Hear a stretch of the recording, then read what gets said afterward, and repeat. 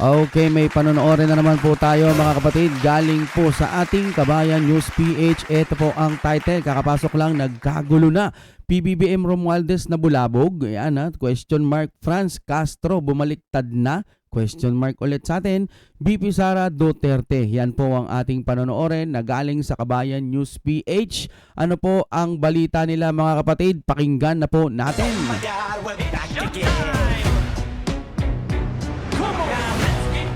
Oh, anong meron dito mga kaibigan? Siyempre kapag mabagal ang inyong internet, inire-recommend ako po sa inyo itong fiber ni Juan dahil 50 Mbps, 999 lang mga kapatid. Sulit na yan, tawagan nyo na, baka available sa inyong lugar. Nako, una-una na kayo dyan. Okay mga kapatid, panoorin na po natin ito. Anong meron dito? Ano ba to? Yung impeachment daw na-cancel o hindi inaprubahan, binasura, something like that. Tara, gaano ito katotoo? Panoorin na natin ito ng sabay-sabay. Mga kabayan, tila malabo pa rin at hindi sapat ang mga ebidensya na nilalaman ng 3 impeachment complaint na inihain sa Kamara para patalsikin sa pwesto itong si BP Sara Duterte. So, tatlong impeachment tatlong impeachment na hinain pero wala pa rin. Tama ba? O, tuloy tayo ha. Kung matatandaan, nauna nang sinabi ni BP Sara na haharapin niya ang mga reklamo na ibinibintang sa kanya kasama ang buong pwersa ng kanyang legal team. Dahil dito tila dismayado na itong si Franz Castro na isa sa mga naghain ng complaint laban dito kay BP Sara. Ayon kay Castro, magpapatawag siya ng meeting sa mga nag-endorso ng reklamo para kalampagin ang Malacanang pati na rin ang Kamara at para mabigyan ng pansin ni PBBM at ni Speaker Martin Romualdez Jr. Kasi nga nag-opinion si PBBM no na hanggat maaari huwag nang i-impeach, di ba? Ang mga reklamo laban sa pagpapatalsik sa pwesto dito kay Inday Sara bilang pangalawang pangulo ng bansa. Kaya nga kami ay nagbabalak na magpatawag ng ng meeting doon sa mga nag-endorse at saka yung mga nag-file ng impeachment complaint para magkaroon ng isang effort para ma-push natin itong Marcos government, itong Marcos administration pala para at saka siyempre yung House leadership na rin para ituloy na tong impeachment. Ayon pa sa kampo ni Franz Castro, para ituloy na tong impeachment. So ibig sabihin parang hindi umuusad yung hinain nilang impeachment base sa ating opinion para ituloy sabi ng ganun. Kung sakaling hindi sila papansinin ni Pangulong Bongbong Marcos Jr. At nitong si House Speaker Martin Romualdez, gagawa na sila ng rally o malawak ang pagkilos para kumbinsihin ang Marcos administrasyon at Kamara na bigyan ng pansin ang kanilang mga complaint na hanggang sa ngayon ay nakabasura pa rin sa Kamara. Hala, grabe. Mukhang first time nga talagang mangyayari ito na magrarally din yung mga INC di umano, di ba? Sabi, nag-uusap daw sila. Correct me if I'm wrong. Pero mukhang madami-dami din yon. Ngayon, kung hindi matutuloy yung impeachment at hindi daw papansinin, magrarally din sila. Grabe naman din tong mga dilaw kapag ka nagrally din to, matitindi din.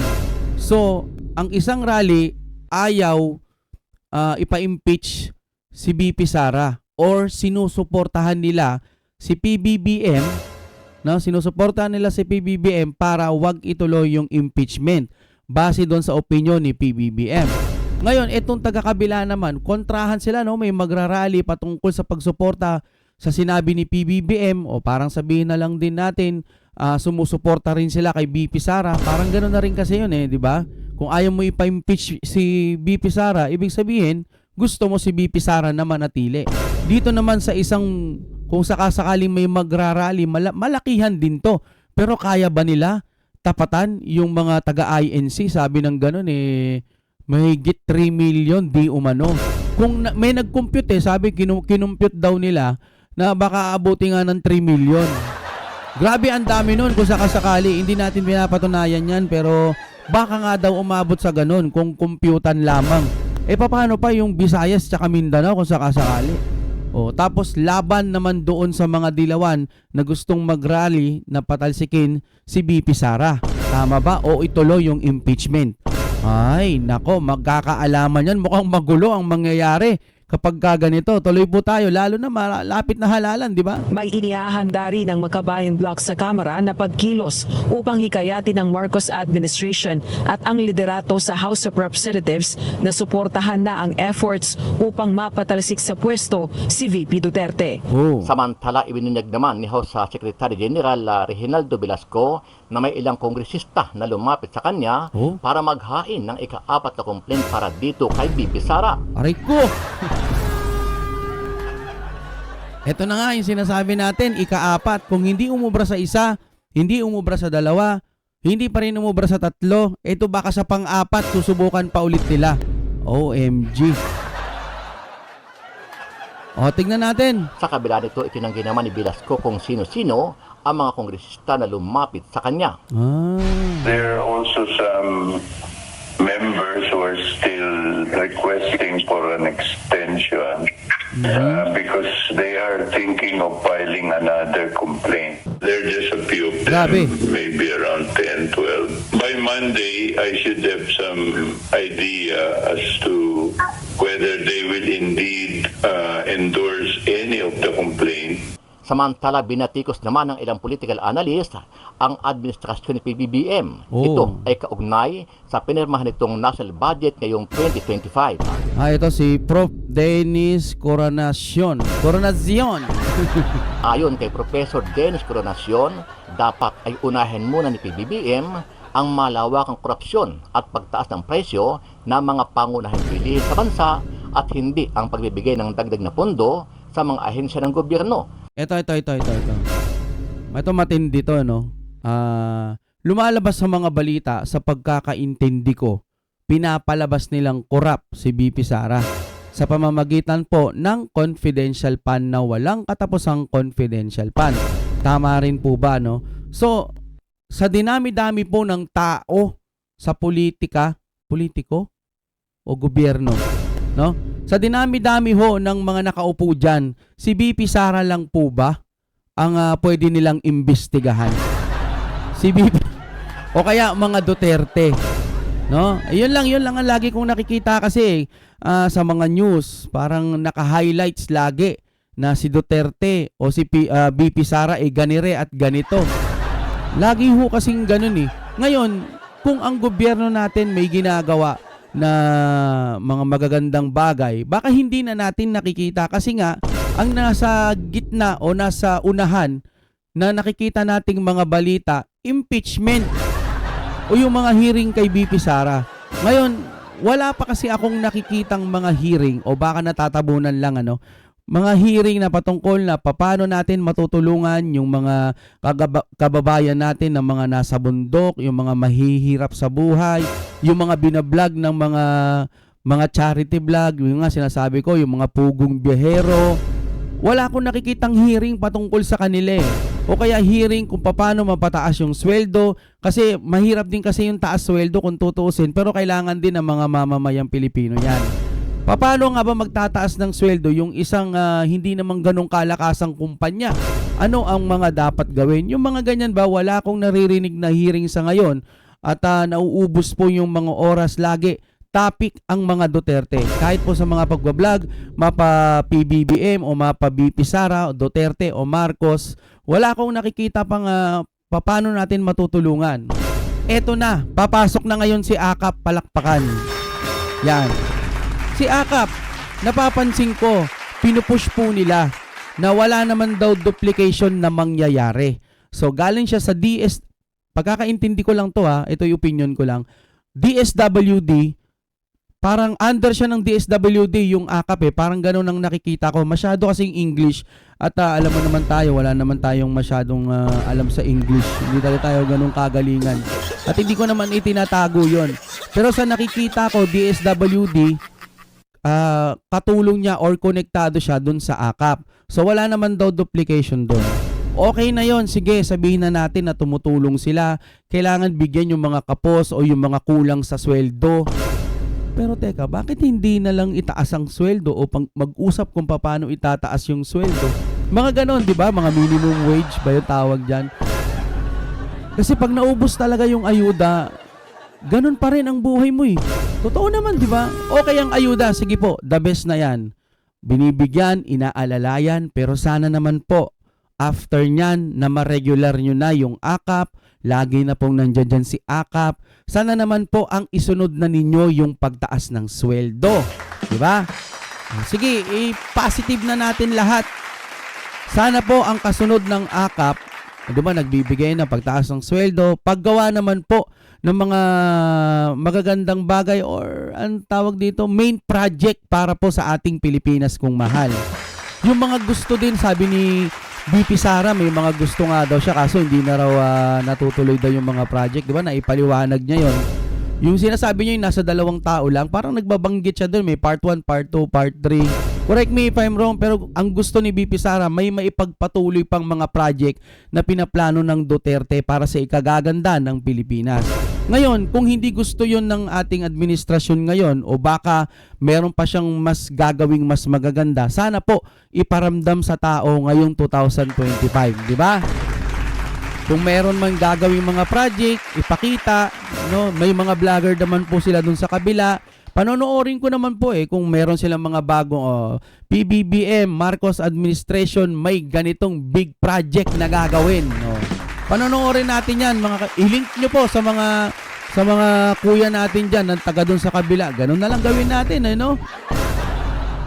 Wala, hindi rin talaga kaya kahit anong gawin nating pagpapaliwanag, ang lumalabas lang sisiraan mo ang gobyerno. Kaya ang mas maganda, ako naiisip ko, ano ba mga pwedeng gawin? Sige, yung AKAP itama na lang natin.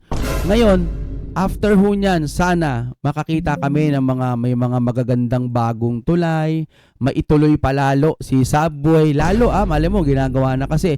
At yung mga iba pang mga napipending na project, maituloy din ulit. Sana po, after, kasi yung AKAP, ang ginagawa ho kasi makatulong daw, bla bla bla. Naririnig naman natin sa iba na kesyo daw baka makurakot lang kung puro akap-akap o tinutulungan mo daw maging tamad yung mga tao, something like that. Yung iba, nakikita ko sa mga pila, tinitignan ko rin, ano ba nangyayari sa akap? Nagbibigay at ang dami rin talagang umaasa sa akap. Oo na, sige na.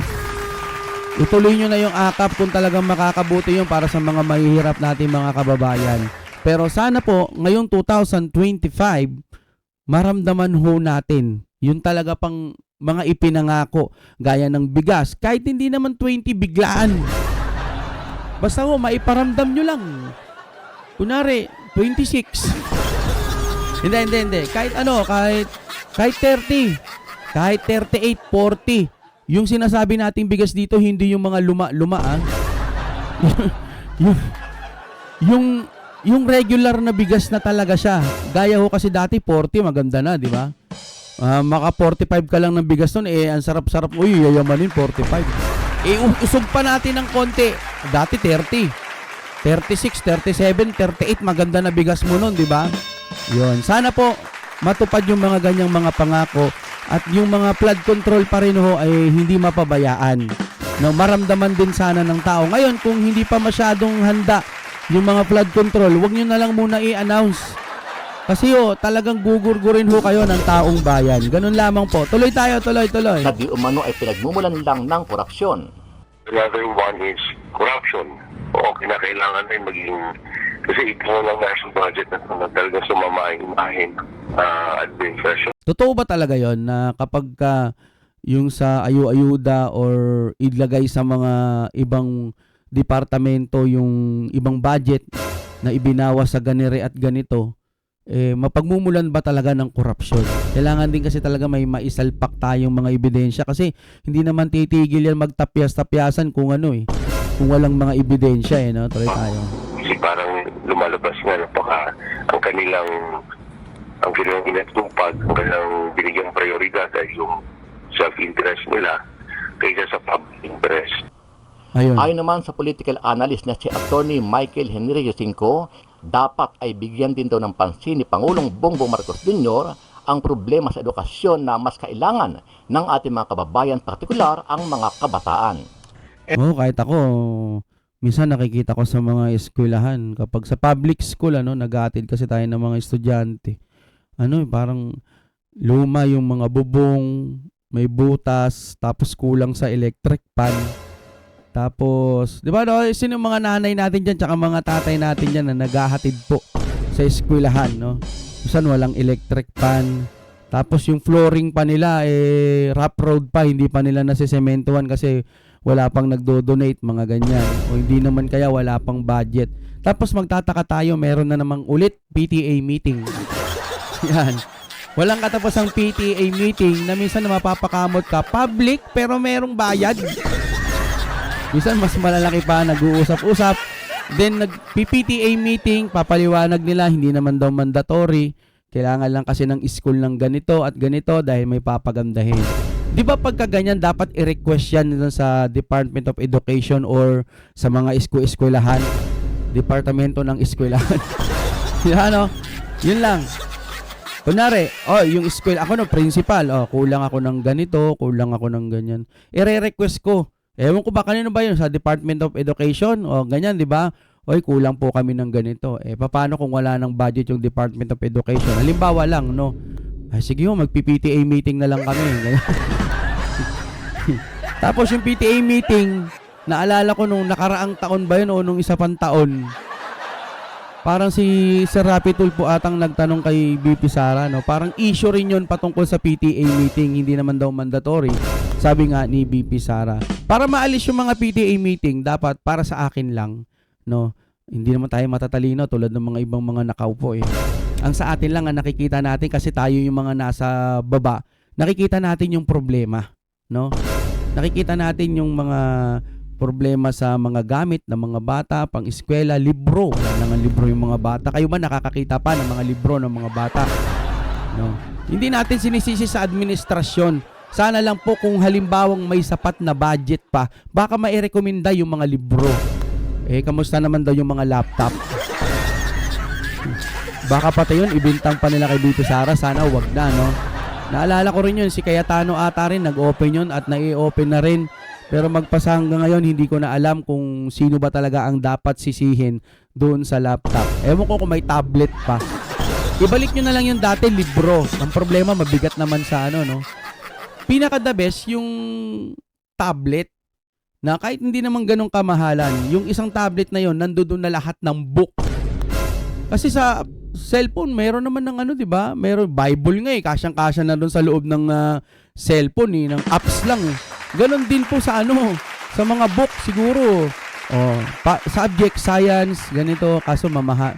Yun nga lang, mahal talaga. Pero kung kaya naman po ng DepEd or mabibigyan ng DepEd ba, basta kung sino mang pwedeng ahensya ng gobyerno na masusuplayan po itong mga paaralan, sana po mas malaki yung budget o mas matugunan talaga, mabigyan ng magagandang supply itong mga kabataan natin. Yun lang naman Okay si AKAP, pero wag naman po tayong masyadong magpo-focus doon kasi marami pa pong problema ang ating bansa.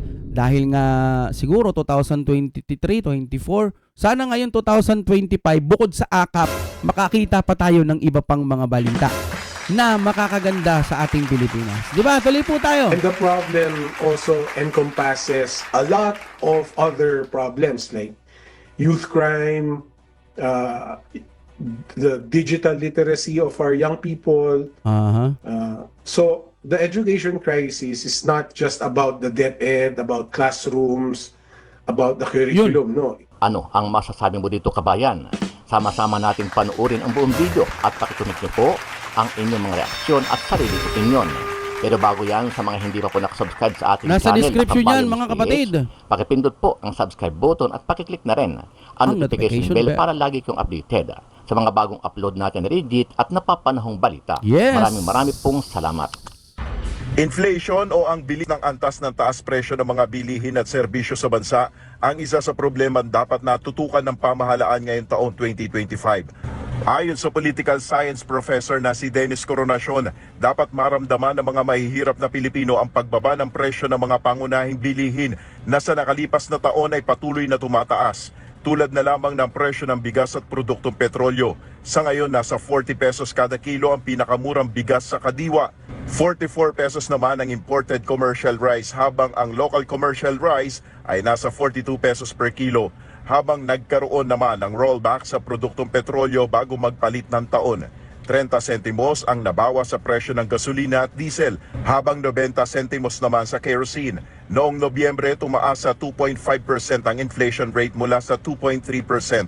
Malaki ang naging kontribusyon ng pagbilis ng inflation ay ang pagtaas ng presyo ng pagkain at non-alcoholic beverages. Bukod rito, ayon kay Professor Coronacion, dapat ring solusyonan ni Pangulong Ferdinand Marcos Jr. ang issue ng korupsyon. Sa gitna na rin ito sa naging usapin sa 2025 national budget.